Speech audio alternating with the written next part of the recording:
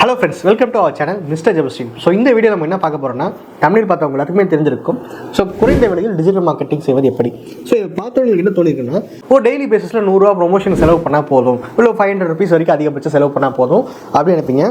So இங்கே செலவுன்றது நம்ம aim பண்ணி போகிறோம்னா நம்ம ஆர்டர்ஸ் பிடிக்கிறதுக்கு. நீங்கள் ஒரு வெப்சைட் வச்சுருக்கீங்க, இ-காமர்ஸோ இல்லை ஒரு சர்வீஸ் ஓரியன்ட் வெப்சைட்டோ, அதுக்கு நீங்கள் எவ்வளோ பட்ஜெட் ஸ்பெண்ட் பண்ணுறீங்க, அதுக்கு எவ்வளோ ஆர்டர் வருது, ஓகேவா? அந்த கணக்கு தான் இங்கே வந்து சொல்ல போகிறோம்.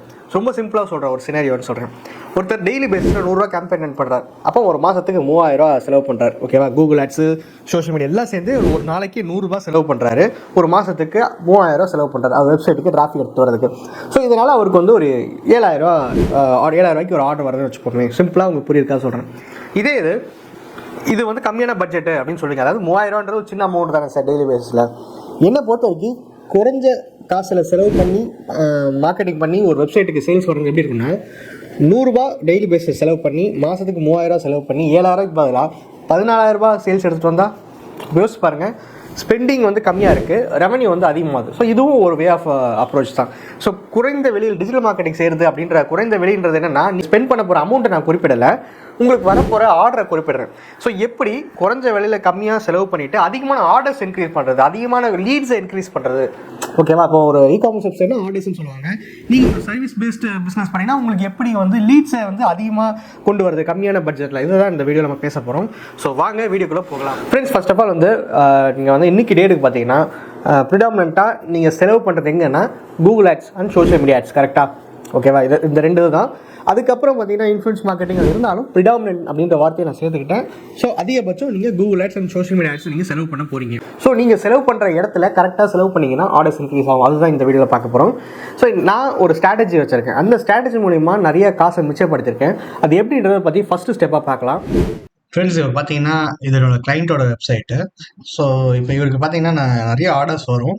அதில் இப்போ நான் ஸ்பெஷல் என்ன பண்ணுறேன்னா, ஆர்டர் வந்து டேட்டா பேஸ் நம்ம எக்ஸ்போர்ட் பண்ணுறோம், ஒரு எக்ஸல் ஷீட் மாதிரி. எப்படின்னா எக்ஸ்போர்ட் ஆர்டர் அப்படின்ற செக்ஷன் போயிட்டு டேட் ரேஞ்ச் இருக்குது. டேட் ரேஞ்சு எந்த டேட்லேருந்து எந்த டேட் வரைக்கான ஆர்டர்ஸ் வேணும்னு நம்ம வந்து லைஃப் டைம் ஆர்டர்ஸ்க்கு நம்ம பார்த்துக்கலாம்.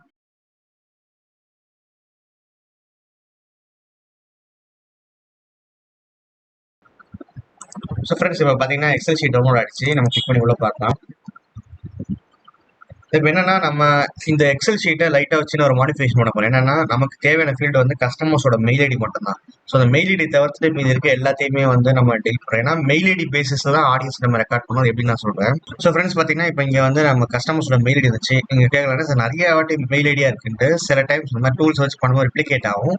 பட் நம்ம ஆடியன்ஸில் நம்ம இப்போ நம்ம அந்த பண்ண போகிற ப்ராசஸில் ரிப்பீட்டட் ஆடியன்ஸ் எத்தனை மெயில்ஸ் இருந்தாலும் அங்கே ஒன்று தான் கன்சிடர் பண்ணுவாங்க. ஸோ இதை நம்ம வந்து ரிமூவ் பண்ணணும் ஒன் பை ஒன்னாக மேனுவலாக. இப்போ வந்து இத்தனை இருக்கு. ஸோ இதுல வந்து நம்ம வந்து ஒரே ஒரு ஆடியன்ஸை மட்டும் நம்ம இருக்குன்னு சொல்லிட்டு டெலிட் பண்ணோம் அப்படின்னா அதுவும் அவசியம் இல்லை. ரெப்ளிகேட் ஆடியன்ஸை அதை ஒன்றா தான் கன்சிடர் பண்ணணும். ஸோ இப்போ நம்ம என்ன பண்றோம்னா, கிட்டத்தட்ட நம்மகிட்ட ஒரு டேட்டா பேஸ் கிடைச்சிருக்கு, ஓகேவா? ஸோ ஒரு இவ்வளோ ஆடியன்ஸ் கிடைச்சிருக்காங்க. இதை நம்ம முதல்ல சேவ் பண்ணிக்கலாம். ஃபைலாக வந்து என்னென்னு சேவ் பண்ணணும், பர்ச்சேஸ் ஆடியன்ஸ் சேவ் பண்ண போகிறேன். சேவ் ஆயிடுச்சு. ஸோ இதுக்கு அடுத்து என்ன பண்ண போறோம்னா, நம்ம இப்போ கூகுள் ஆட்ஸ் போய்க்கிறேன்.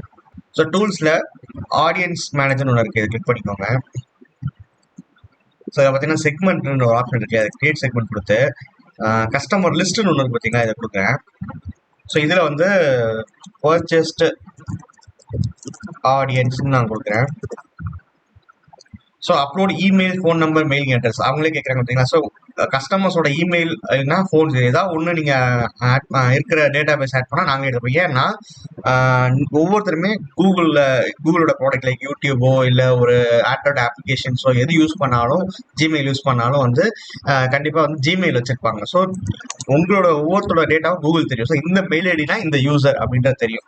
ஸோ அதனால் இமெயில் ஐடி வச்சு இவங்க இந்த இமெயிலுக்கு சொந்தக்காரன் இவர் அப்படின்ட்டு கூகுளால் அனலைஸ் பண்ண முடியும். நான் இப்போ அந்த எக்ஸல் ஷீட்டை இங்கே அப்லோட் பண்ணுறேன். ஸோ இந்த மாதிரி தான் இருக்கணும். அதாவது இமெயில்னா இமெயில் ஐடி, ஃபோன் கீழே போகணும், ஃபர்ஸ்ட் நேம் லாஸ்ட் நேம் கரெக்டாக தான் கொடுத்துருக்கோம். மேக்ஸிமம் இந்த ஜிப்பு பின்கோடு இதெல்லாம் தேவையில்லை, no problem. Save and continue கொடுக்குறேன். ஃபிக்ஸ் அண்ட் அப்லோட் கொடுத்துடலாம். ஃபைல் அப்லோட் ஆரம்பிச்சிருச்சு.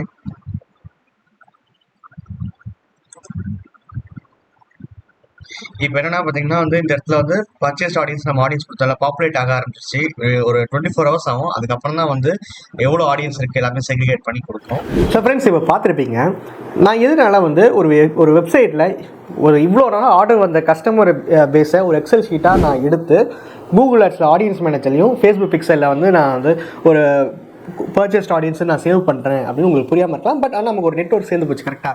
ஸோ இனிமேல் நான் ஃபர்தராக ஒரு கேம்பெயின் கிரியேட் பண்ணுறேன் வச்சுக்கோங்களேன், நான் எப்படி தான் கிரியேட் பண்ணுவேன்.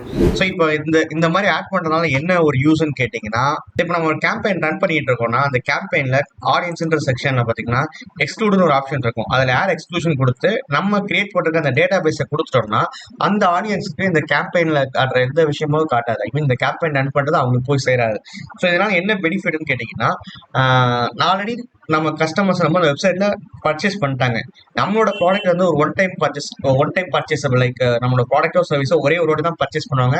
அதோட நீட்ஸ் முடிஞ்சது அப்படின்ற பட்சத்தில் நீங்கள் அவங்களை எக்ஸ்க்ளூட் பண்ணுறதா நல்லது. ஏன்னா இப்போதான் ரீசெண்டாக வாங்கியிருக்காங்க, திருப்பி அவங்க வாங்க வேண்டிய தேவையில்லை. திருப்பி அவங்க கிட்ட காட்டும்போது இரிட்டேட் ஆவாங்க. ரெண்டாவது வந்து நம்ம காசு வந்து வேஸ்ட்டாக தான் செலவு பண்ணுவோம். ஆல்ரெடி வாங்கினவங்க கிட்ட போய் நம்ம அட்வர்டைஸ் பண்ணுறது வேஸ்ட் இல்லையா? ஸோ அதனால் ஆட் எக்ஸ்க்ளூஷன் கொடுத்துட்டு நம்ம கேம்பெயின் பேசிஸில் கூட நம்ம ஆடியன்ஸ் செட் பண்ணிக்கலாம்.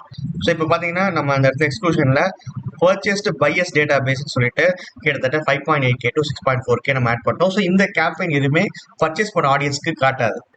ஸோ இப்போ நீங்கள் சொல்லலாம், சார் நீங்கள் வந்து உங்களோட ப்ராடக்டோ, ஸோ இப்போ வந்து ஒருத்தவங்களோட ப்ராடக்டோ சர்வீஸோ ஒன் டைம் பர்ச்சேசபிள், ஓகே. இதை வந்து மல்டிபிள் டைம் பர்ச்சேஸ் பண்ணக்கூடிய ப்ராடக்ட், ஃபார் எக்ஸாம்பிள் கிராசரியோ இல்லை ஹேர் கேர் ப்ராடக்ட்ஸோ இல்லை ஏதோ ஒரு விஷயம் வந்து இருக்கிற பட்சத்தில் அப்போ என்ன பண்ணலான்னு கேட்டிங்கன்னா, அப்போ இதை நீங்கள் வந்து நாங்கள் என்ன பண்ணுவோம்னா ஆடியன்ஸ் செக்ஷனில் போயிட்டு, இப்போ ஃபார் எக்ஸாம்பிள் என்னோட கிளைண்ட் ஒருத்தர் வந்து ஹேர் ஆயில் செட் பண்ணுறாரு. அவருக்கு என்ன நாங்கள் பண்ணுவோம்னா, எப்பவுமே அவரோட ஹேர் ஆயில் ப்ராடக்ட்ஸ் எல்லாமே வந்து 2 months வரைக்கும் வரும். ஒரு ஆயில் பாட்டில் வாங்கினாங்கன்னா 2 மாதம் வரைக்கும் யூஸ் பண்ணிக்கலாம். ஸோ இப்போ ஜூன் மாதம் ஒருத்தர் வாங்கியிருக்காங்கன்னா அவருக்கு கண்டிப்பாக ஜூலை ஆகஸ்ட் வரைக்கும் இருக்கும். செப்டம்பர் மாதம் கண்டிப்பாக தேவைப்படும். அப்போ நாங்கள் என்ன பண்ணுவோம்னா ஜூன் மாதம் மட்டும் பர்ச்சேஸ் பண்ணவங்களோட லிஸ்ட் எடுப்போம். ஜூன் 1ஆம் தேதியிலேருந்து 30ஆம் தேதி வரைக்கும் இருக்க ரிப்போர்ட்டை மட்டும் எடுப்போம். ஸோ ஃப்ரெண்ட்ஸ், இப்போ பார்த்தீங்கன்னா கரெக்டாக வந்து ஜூன் மந்தில் பர்ச்சேஸ் பண்ணவங்க ஆர்டர் லிஸ்ட் மட்டும் தனியாக எடுத்துட்டு திருப்பியும் அதே மாதிரி mail and first name last name வச்சு நம்ம வந்து ஆடியன்ஸை செக்மெண்ட் பண்ணிக்கலாம். அந்த ஆடியன்ஸை நம்ம வந்து கரெக்டாக பார்த்தீங்கன்னா செப்டம்பர் மந்தில் நாங்கள் கேம்பெயின் ரன் பண்ணணும். அந்த ஆடியன்ஸுக்கு மட்டும் செப்டம்பர் மந்தில் இன்க்ளூட் பண்ணி, அதாவது இதில் எக்ஸ்க்ளூட் கொடுத்தோம் இல்லையா இந்த இடத்துல. ஸோ அதில் வந்து இன்க்ளூட் ஆப்ஷன் போயிட்டு இன்க்ளூட்ல இவங்களுக்கு மட்டும் டார்கெட் பண்ணி சில campaign time to restore your hair care products அப்படின்னு சொல்லும்போது, ஓகே நம்ம ஹேர் கேர் ப்ராடக்ட்ஸ் தீரப்போதில்லை அப்படின்னு அவங்களுக்கு ஒரு இன்டென்ஷன் கிரியேட் ஆகும். வாங்கணுன்ற ஒரு அந்த பேக் டு பேக் வேற பிராண்டுக்கு ஸ்விட்ச் ஆகாம நம்மளே கண்டினியூ பண்றதுக்கான கன்சிடர் பண்றதுக்கான ஒரு வழிமுறைகளை இதை போய் ஏற்படுத்தி கொடுக்கும். ஸோ நான் என்ன சொல்றேன்னா, ஒரு ஆடியன்ஸை நம்ம கரெக்டா எக்ஸல் ஷீட்ல இருந்து எடுத்து அதை சேவ் பண்ணி எந்த இடத்த இன்க்ளூட் பண்ண போறோம், எந்த இடத்துல எக்ஸ்க்ளூட் பண்ண போறோம், இன்க்ளூட் பண்றதுனால நமக்கு என்னென்ன பெனிஃபிட்ஸ் இருக்கு, எக்ஸ்க்ளூட் பண்றதுனால என்னென்ன பெனிஃபிட்ஸ் இருக்குன்ட்டு நீங்க அனலைஸ் பண்ணி பண்ணணும். இப்போ செப்டம்பர் மந்த் நான் இன்க்ளூட் பண்ணி ஒரு கேம்பெயின் பண்ணா எனக்கு பெஸ்ட் ரிசல்ட் கிடைக்கும். ஏன்னா ஆல்ரெடி நம்ம கிட்ட ப்ராடக்ட்ஸ் வாங்கினவங்க காலியா போயிருக்கும், கண்டிப்பா ரீஸ்டோர் பண்ற டைம் வந்திருக்கும். அப்போ நம்ம வந்து அவங்க கிட்ட இந்த மாதிரி கேம்பெயின் ரன் பண்ணோம், ஓகே சூப்பர் அப்படின்னு நினைச்சு வாங்குவாங்க. அதுக்காக தான் சொல்றேன். ஸோ இந்த மாதிரி பண்றதுதான் வந்து ஒரு என்ன சொல்றது, குறைந்த விலையில் டிஜிட்டல் மார்க்கெட்டிங் செய்வதற்கு அர்த்தமே பட்ஜெட் ஆப்டிமைஸ்டா பண்றது. நீங்க 500 ரூபாய்க்கு ரன் பண்ணலாம், 5000 ரூபாய்க்கு ரன் பண்ணலாம். ஆனா நீங்க செலவு பண்றதுக்கு ஒர்த்தா, ₹1 செலவு பண்ணாலும் அது கரெக்டான ஆடியன்ஸ் போய் ரீச் ஆகுதா, கரெக்டான ஆடியன்ஸ் கிட்ட போய் மட்டும் ரீச் ஆகுதா, அதுதான் விஷயம். ஸோ இதை நீங்க கூகுள் ஆட்ஸ்ல பண்ணலாம் சார், இதே ஃபேஸ்புக் ஆட்ஸ்ல பண்ணலாம்னு கேட்டீங்க, கண்டிப்பா பண்ணலாம். ஸோ அதில் ஆடியன்ஸ்னு ஒரு செக்ஷன் இருக்கு இல்லையா, ஸோ கிரியேட் ஆடியன்ஸ் கொடுத்து கஸ்டம் ஆடியன்ஸ் கொடுத்துக்கோங்க. ஸோ இதுல வந்து பாத்தீங்கன்னா கஸ்டமர் லிஸ்ட், அங்கேயும் கூகுள்ல கஸ்டமர் லிஸ்ட் பார்த்தீங்கன்னா அது கஸ்டமர் லிஸ்ட் கொடுத்து நெக்ஸ்ட் கொடுத்துட்டு, ஸோ இதுல வந்து நீங்க இம்போர்ட் மல்டி சேம் அந்த மாதிரி இருக்கு இல்லையா, ஸோ இதுல நீங்க இம்போர்ட் பண்ணிக்கலாம். ஸோ இந்த இதுல நம்ம CSV ஃபைல அப்லோட் பண்ணிட்டா போதும். நமக்கு ஆடியன்ஸ் லிஸ்ட் ஆகும், நம்ம வந்து பர்ச்சேஸ் ஆடியன்ஸ் டேட்டா பேஸ்னு பேரை கொடுத்து சேவ் பண்ணலாம். அதே மாதிரி இங்கே சேவ் பண்ணிக்கலாம்.